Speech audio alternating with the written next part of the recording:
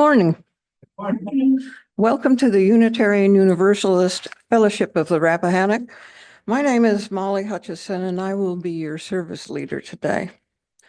Ours is a community of liberally religious, like-minded people gathered together to teach, learn, and grow.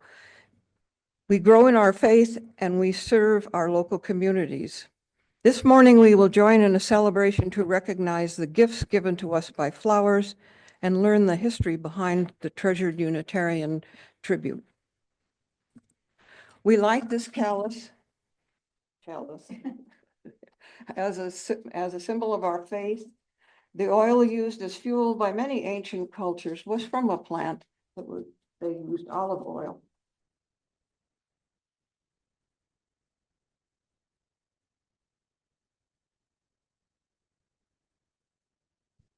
Almost all of the plants that you are familiar with have flowers, exceptions being the non-flowering plants, including conifers, like pines, cycads, sago palm, moss, liverworts, and ferns. Some flowers are often overlooked because they are very small or are not brightly colored. But just think for a moment about what flowers can teach us, in addition to lightening our hearts with their spectacular beauty. Endurance. Watermelon seeds have been found in an Egyptian pharaoh's tomb, and after thousands of years, still germinated and produced fruit. They found that it was a variety not known to us in this day and age. Adaptability. Seeds can flourish in many hostile environments. Ever seen flowers poking up through cracks in paved parking lots or between concrete slabs in a sidewalk? Perseverance. Some seeds can lay dormant for months in the burning desert, waiting for seasonal rains to come. And resilience. Plants can survive torrential rain, being crowded by other plants and being covered by snow and ice. This flower ceremony makes me smile because I've learned a new depth to it that was not obvious to me in my past experience with this ritual. It was created by the Unitarian ministers Norbert and Mája Čapek. More about them a bit later. The celebration was a reminder that there is a unique beauty at the heart of all of our lives. When we come together as a community, we benefit by recognizing beauty, including each other's. Beauty is far more than an aesthetic judgment. It is deeply spiritual. It is fundamentally about how we feel about the world in this present moment. Each blossom is beautiful, both individually and collectively. Let's pause a moment to gaze at the flowers that you or your friend, someone near you, is holding. And after you've looked at your own flower, I would like you to bring the flowers forward and place them in one of the water containers there, or just on the table.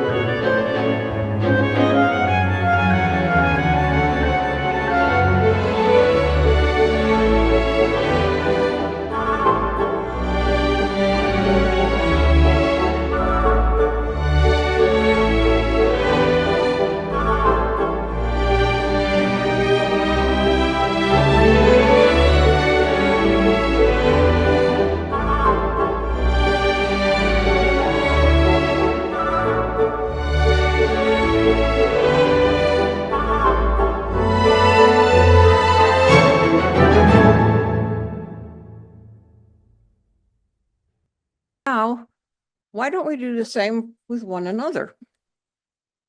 We are as miraculous as the flowers individually and collectively. So I encourage you to take a moment now to look around in appreciation of the beautiful faces of this fellowship.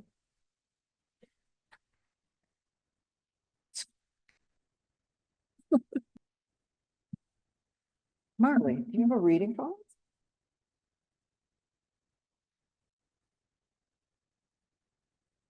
This is a reading by Vidya Suri, and it's called The Most Beautiful Flower. The park bench was deserted as I sat down to read beneath the long, straggly branches of an old willow tree. Disillusioned by life with good reason to frown, for the world was intent on dragging me down. And if that weren't enough to ruin my day, a young boy out of breath approached me, all tired from play. He stood right before me with his head tilted down and said with great excitement, "Look what I found." In his hand was a flower. Oh, what a pitiful sight.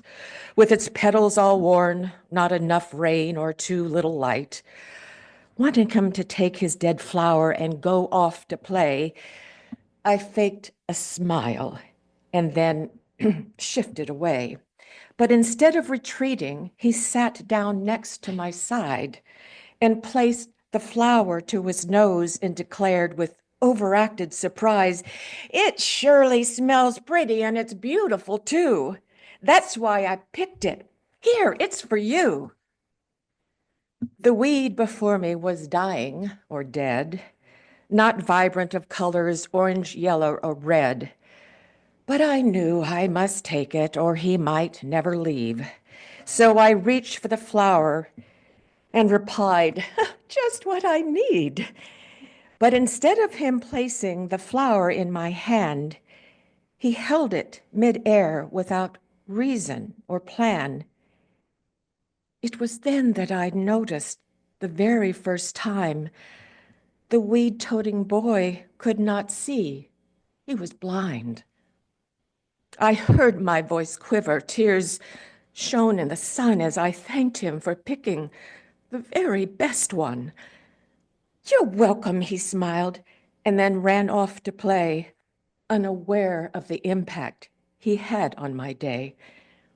I sat there and wondered how he managed to see a self-pitying woman beneath an old willow tree. And how did he know my self-indulging plight? Perhaps from his heart, he'd been blessed with true light. Through the eyes of a blind child, at last I could see the problem was not with the world, the problem was with me. And for all of those times I myself had been blind, I vowed to see beauty in life and appreciate every second that's mine. And then I held the wilted flower to my nose and breathed in the fragrance of a beautiful rose and smiled as I watched the young boy, another weed in his hand, about to change the life of an unexpected old man. Very much. I have to tell you just a little story. In 1991, I was in charge of taking the North Carolina team of Special Olympics to the international event in Milwaukee. So, what pairs was St. Paul? Minnesota, sorry. Anyway, one of my riders, a young man, a giant of a young man, a mountain, it took something to find the right horse for him. He won the blue ribbon. And as they were helping each other up onto the podium, he said, "I get a flower." The celebrants for the flower ceremony take their chairs up front here. My friends and family call me Mája. I was born in 1888 and grew up in the city of Tomatov, then in the Western Bohemia, now what is the Czech Republic. As a young woman, I rejected Catholicism and became quite liberal in my religious outlook, but I did not join a church. In 1907, when I was 19 years old, my parents, my sister, and I emigrated to the United States. It was not easy learning English. I envied the small immigrant children that I know. They seem to learn the new language so easily. I worked hard to learn English because I wanted to go to college. Some people called me ambitious, and it was no compliment. I felt pressure to get married and start a family, but I longed for something else. Never felt so alive as when I was learning something new. I wanted a life of the mind as well as a home life. I wanted to be able to support myself and not be dependent on a husband. I was admitted to the School of Library Science at Columbia University and graduated. You can not imagine how good that felt. I began working in a branch of the New York Public Library. There I met another Czech immigrant, Norbert Čapek, a Baptist minister. He spent a lot of time in the library studying for his PhD, and because he could read newspapers from Bohemia there. He was 47. I was 29 when we met. The 18-year age difference between us bothered some people, especially because he had been married twice and he already had 8 children. But Norbert was so bright, so fun to be with, so handsome and so kind. I fell in love with him and he with me. Norbert Čapek was born on June 3, 1870 in Bohemia, then part of the Austro-Hungarian Empire. His mother was a proud Roman Catholic. His father was an agnostic. Čapek became an acolyte at age 10, but as a teenager he grew disheartened by the Catholic priest's cynicism and the rigid dogma of the church. At 18 he became a Baptist, soon becoming a Baptist minister, missionary, publicist, and composer of hymns. He served the congregation in Moravia, where he established a new congregation in 1901. He was elected chair of the Union of Baptist Churches in Moravia and Slovakia, where he founded almost a dozen Baptist churches. He was also a visionary thinker. His religious stance became an increasingly liberal. While studying religious history of Bohemia and Moravia, he became convinced that the true faith of the Czech people was a free faith, a spiritual practice that prized individual conscience and pursued an ardent community, life rooted in love. Around 1910, he discovered the Unitarian tradition and felt certain that it reflected the inner spirit of the Czech people. But he was not able to get support for establishing a Unitarian church, so he continued to develop his thought as a Baptist minister, though with increasing conflict. Catholicism had been state religion of his homeland for years, and his writings were increasingly deemed anti-Catholic and censored. 1914, with World War I on the horizon, under threats of further reprisals from government and danger of arrest from the Austrian authorities because of his nationalistic anti-Catholic writings, he accepted a call to serve a small Baptist church in New York, where he was destined to meet Mája and his favorite New York public library. Soon after, they followed a call to a larger Baptist church in New Jersey. The compelling story of Mája and Norbert Čapek seems familiar in some ways and utterly unique in other ways. As immigrants to America in the early 20th century, they faced many of the same challenges that some of our own ancestors faced. Here in Pittsburgh, there were thousands of families who came from the same region at around the same time and have a similar story to tell, facing the challenges of a language barrier and the larger cultural and economic barriers. Despite these barriers, many groups of immigrants managed to assimilate in the ways they had to, including learning English, completing their education and finding jobs and founding businesses of their own, and finding or establishing communities of faith that were true to their ethnic background, but also uniquely American. At the same time, they were assimilating in many ways. These group of immigrants were also maintaining their own unique ethnic and national identities and supporting one another in all of their endeavors. They built extremely strong and close-knit communities in the middle of the cities and towns where they settled. But the Čapek story was unique, at least in a couple ways. First of all, Mája Čapek was usually independent and for any woman of her era, but especially unusual among women who were immigrants at the time. The resolve and determination she displayed in completing a professional degree from Columbia when she did is really quite remarkable. Second, the Čapek story is rather unique in that they were religious freethinkers. They did not mindlessly accept the religious traditions in which they were raised, but actively looked for a religious community which upheld and expressed the values that were most meaningful to them. And as we will hear in a few minutes, they saw the importance of giving their children the experience of many different religious traditions. He wrote that the task of the church must be to place truth above any tradition, spirit above any scripture, freedom above authority, and progress above all reaction. These are words we could do well to live by.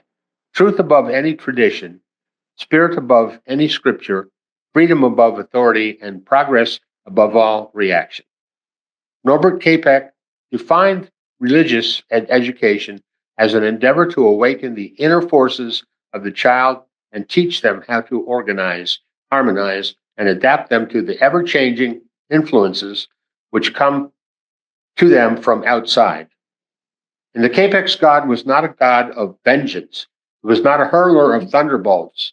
It was not a bearded guy in the sky who judges our every action and thought. For the Čapek's, God was the force which compels human beings to work for the greater good. They believed that there was a spark of the divine in each of us.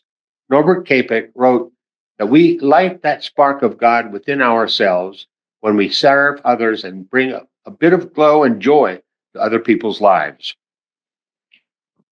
I did not want to go to any church, but we did want the children to learn about religions. So every Sunday we sent them off to a different church and had them report to us when they got home.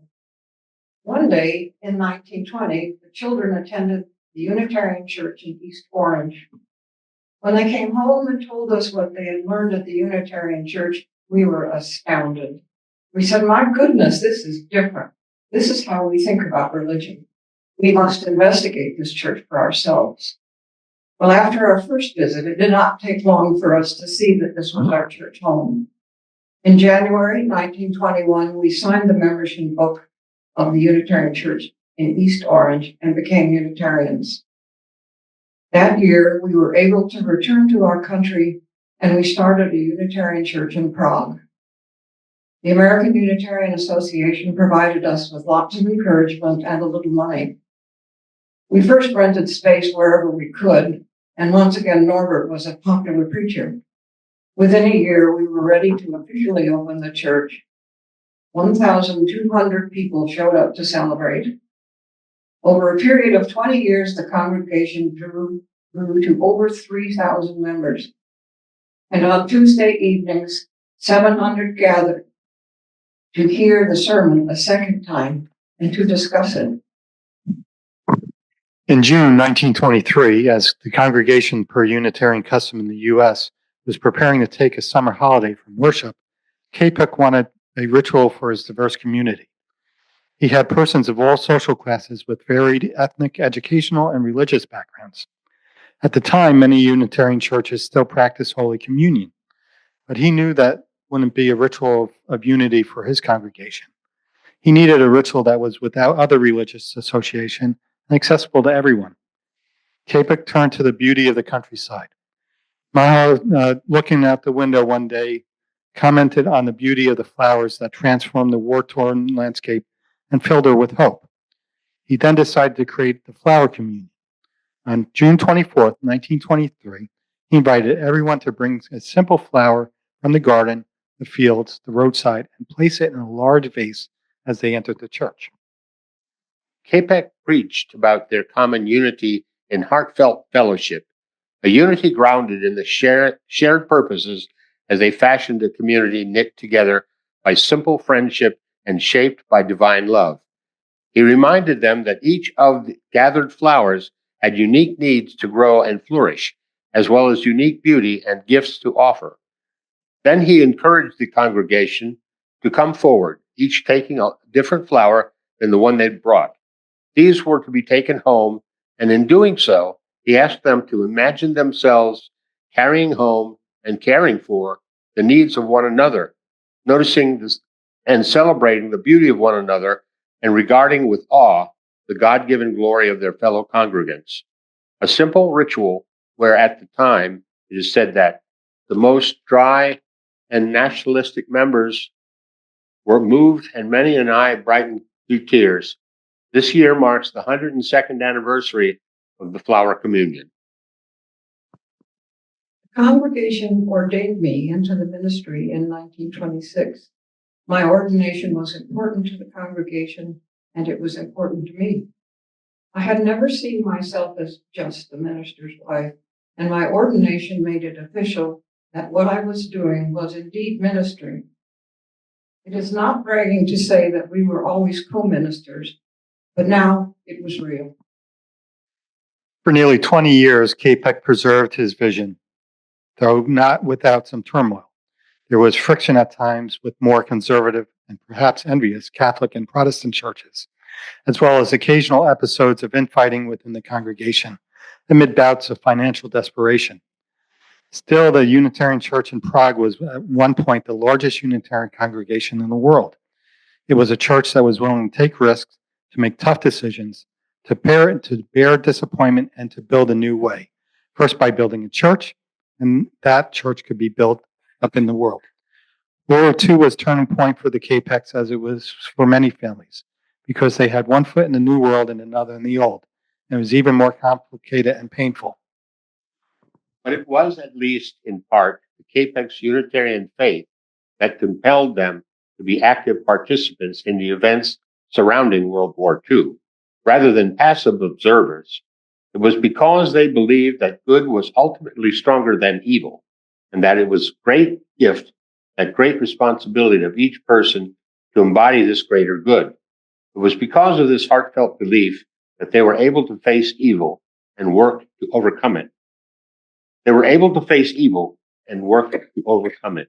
By the time the war started, the Čapeks had established a thriving Unitarian church in Prague with nearly 300 children enrolled in their religious education program.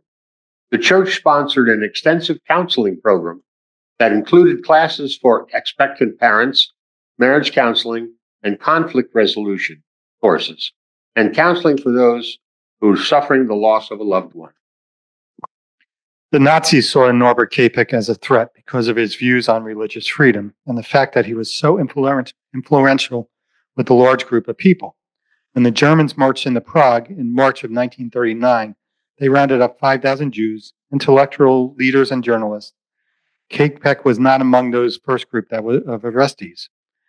Frederick May, the president of the American Unitarian Association, sent a telegram and offered Čapek a position as a minister at large for the association in the U.S.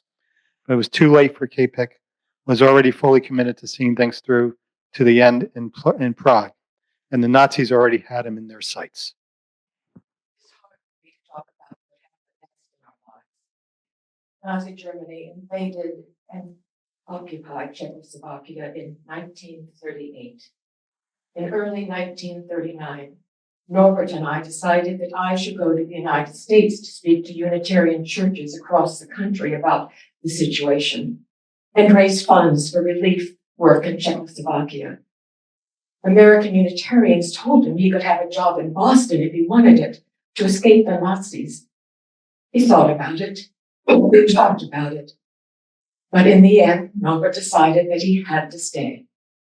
We knew there were no guarantees that we would see each other again.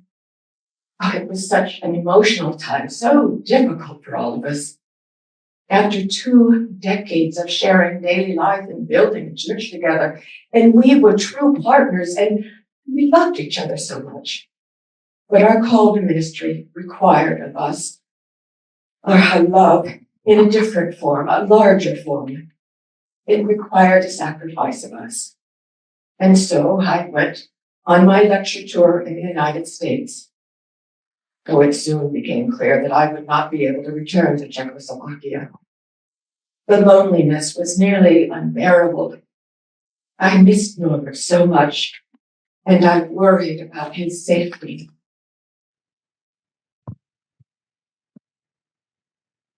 I introduced the flower celebration ritual to the Unitarian churches in Cambridge, Massachusetts, and New Bedford, Massachusetts. The flower celebration, we did not call it a communion, as many of your churches do today, because we felt that it was a Catholic term. The flower celebration was something that Norbert and I first introduced at the Prague Unitarian Church in 1923. Dear Norbert did what he could in Prague during the first 2 years of the German occupation, trying to keep people's spirits up and provide whatever material he could muster.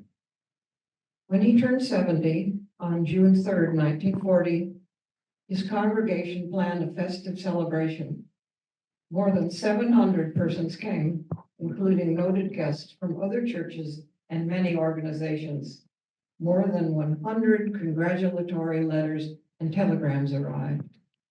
But the showstopper was a gift he received from the church board of trustees, no doubt delivered apart from the public fanfare, a shortwave radio. As with all such radios sold in German-occupied lands, it carried a tag that warned users that listening to foreign broadcasts was a crime punishable by death. From then on, it might be said that Čapek flirted daily with death as he became his routine to listen to BBC or the Voice of America broadcast each day for the next 9 months. It cleared how widely Čapek shared the news he gleaned from these broadcasts. Though it's likely he shaped the tone of it, it shaped the tone of its preaching. In any case, the following March 1941, the Nazis came knocking again, literally this time on Čapek's door. Čapek and his 28-year-old daughter, Zora, were arrested and charged with listening to and disseminating foreign broadcasts. Čapek himself was also charged with the high treason on account of his public preaching. After an initial trial, they were held for an entire year before the appeal was heard in April 1942. Both were found guilty of listening to foreign broadcasts, but the court determined that Čapek's preaching did not rise to the level of treason. Zora was sentenced to 18 months. Čapek himself, on account of his age, was given a 12-month sentence, including the recommendation that he receive credit for the 11 months already spent in jail. Zora served her sentence and survived the war, but when Čapek's sentence was received at the Gestapo headquarters in Prague, they completely ignored the court's recommendations. The case officer there wrote on this file, "Send this prisoner to Dachau. His return is unwished." Zora was sent to a forced labor camp. It seems likely that Norbert's death sentence came in retaliation for the assassination of the Nazi official overseeing the German occupation of Czechoslovakia. The Gestapo were livid and executions of opinion leaders were rampant. On October 12, 1942, Norbert Čapek was put on an invalid transport and taken to another site to be murdered.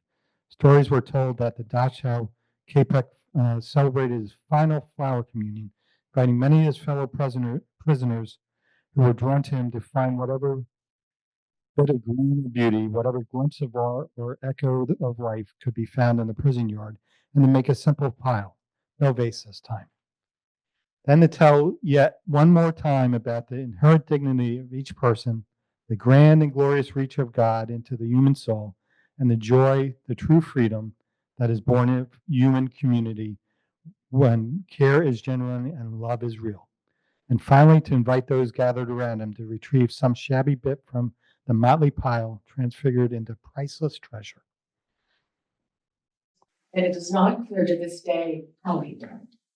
My dear husband was 72 years old. My grief was beyond words. So many people lost their lives at the hands of the Nazis. It is an evil beyond telling. In 1944, I started working at the headquarters of the American Unitarian Association in Boston, working for the United Nations Relief and Rehabilitation Agency, including work for a number of years as a displaced persons specialist in Egypt and Palestine. I felt that I honored Norbert's memory and my own call to ministry by that work, which I did until 1950. After I retired, I continued to preach at Unitarian churches and to give lectures to gatherings in Europe and North America in support of the Prague Church, so dear to my heart. I leave you with these words which Norbert wrote while in Dresden prison. When a holy enthusiasm seizes the heart, your face lights up. You feel like a star singing.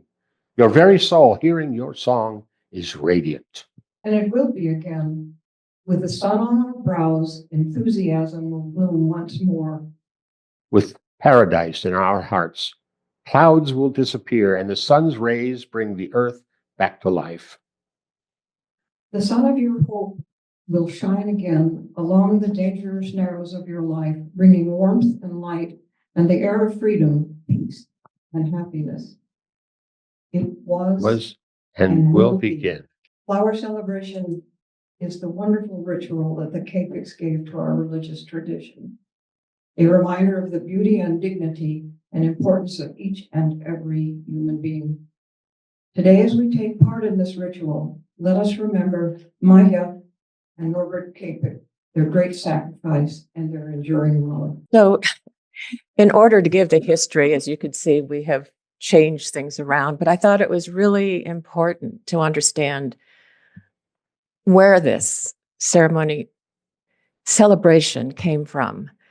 And today, in these times, it's very poignant. Now, we will have each of you come up and take a flower. And I think we have time that if one of you, if you want to tell what the meaning of your flower was, that you're welcome to do that now. Wow. Oh.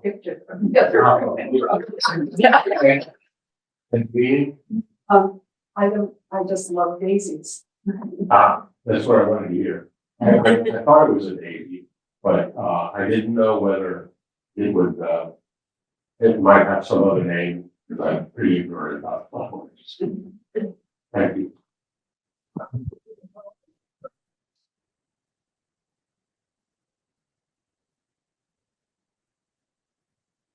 I think it's called bouquet. It's just beautiful. And I took a picture of it and I put it at home and draw it and try to use it in my new endeavor, surface pattern design. I love the dog with, especially in study of mine. Thank you. Those are kusas. Yes, The kusa dogwood. Dogwood, yeah. Yeah. So many beautiful flowers. This was, what is this? Rose. Yeah, be careful. Knockout rose? Yeah, it's a knockout. And I just love the color. I brought the daisies. My husband has taken all the vegetable garden, most of the vegetables out of our garden. He's not planting beans or squash or anything like that. He's doing flowers. So my sister has been sending seeds. He's been tossing it at the garden. We have a whole garden of dailies and other things. So we really celebrated flowers this time. So when I have buttercups and clovers, which give us all pleasure every day as we drive them to the time, I'm taking money back.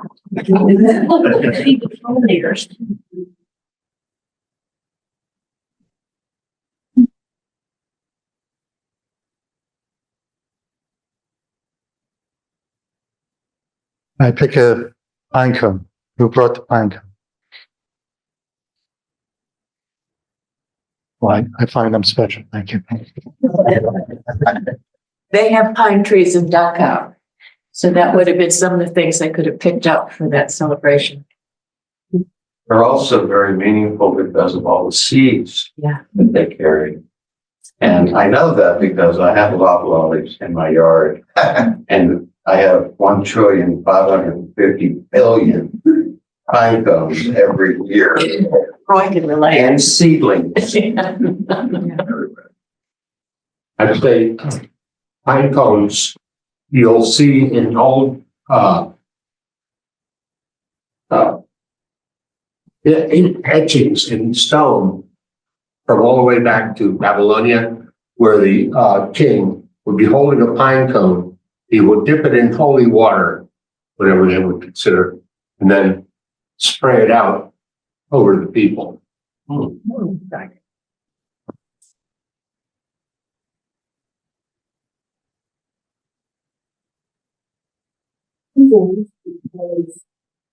It's kind of trouble, even though it's got its standing water, and I think they last very long when you take them inside, but they're so beautiful in the garden, so I haven't picked ours.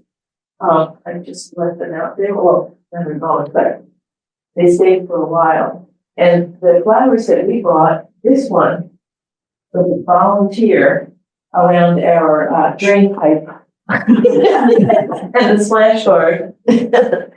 So I brought that because I would have to go anyway, and but it's really beautiful. And the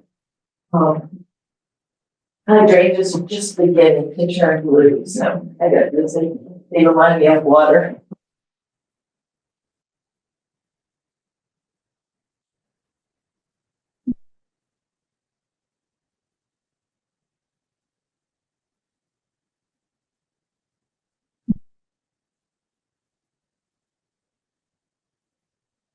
Type flower. Sure. And we'll see what Got a beautiful smell. I think it might be like a mock orange, but you're gonna try to from it. But you're gonna try to through it.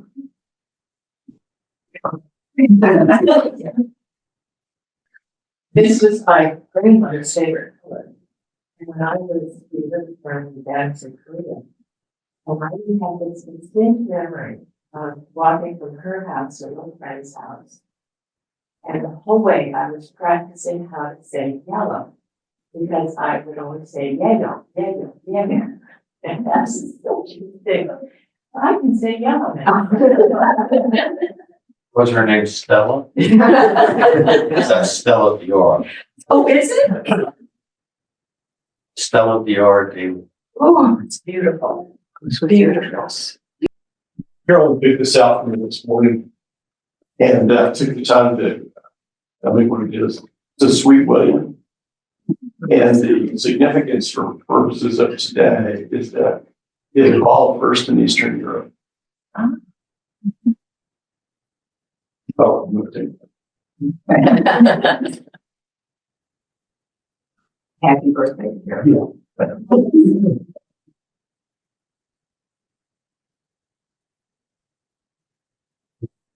These are the flowers that I pick. Actually, I pick those flowers for myself. Oh, and you gave them to me. That's even better. I'm the one that forgot it also.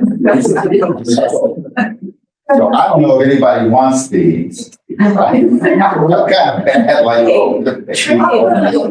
Trade. I'll stick to these. Thanks. So this I brought from our garden.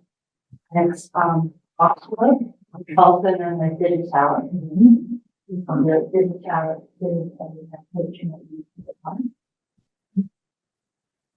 your heart, my dear.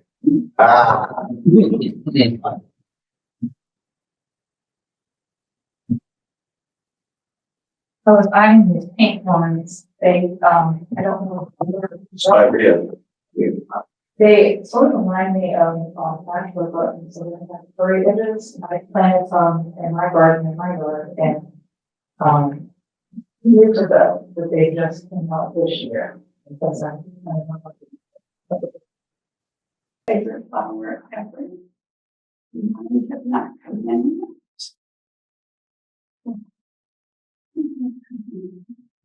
That was new, actually. Helen. It's doing fun. Show us like you're taking this on the hand. People have it. You are not willing to come up now, please do so before you leave the sanctuary. And I have put a bunch of little vial tubes, vial as in the shape, not the any other reason.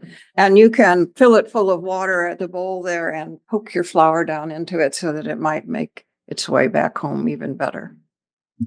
Are you sure we have no more people to pick flowers? All right.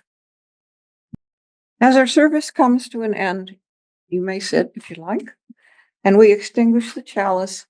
Until we meet again, let us carry a spark in our hearts. In the words of Norbert Čapek, we light that spark of God within ourselves when we serve others and bring a bit of a glow and joy to each other's lives.